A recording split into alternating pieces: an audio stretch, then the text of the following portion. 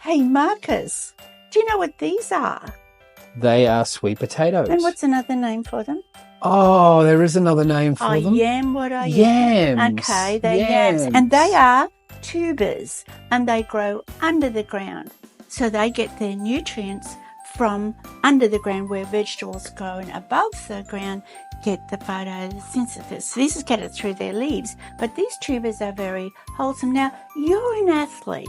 Tell me what you know about the value of carbohydrates in a good form for your athletes. Well, I know that that yams are probably the best carbohydrate source of any vegetable. So when an athlete is carbohydrate loading before an endurance event, they're absolutely fantastic, better than your pastas and your rice.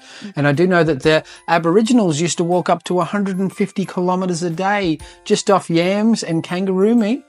Well, there you go, Marcus. That's what you'll be getting for the next week. So we'll knock up a kangaroo and yam soup for you, and that'll keep you rocking for a few days.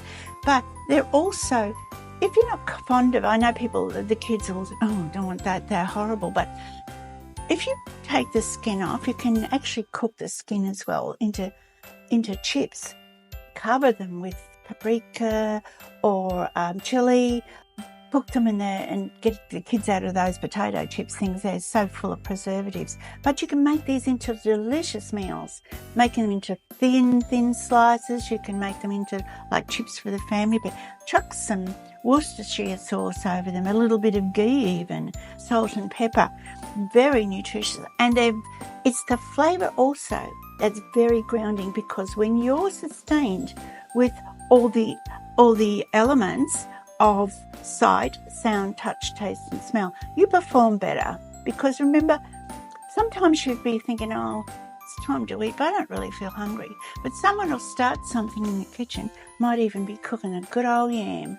You could honestly, and you have one bite, you can eat the whole plate. That's what flavour does. That's what smell does.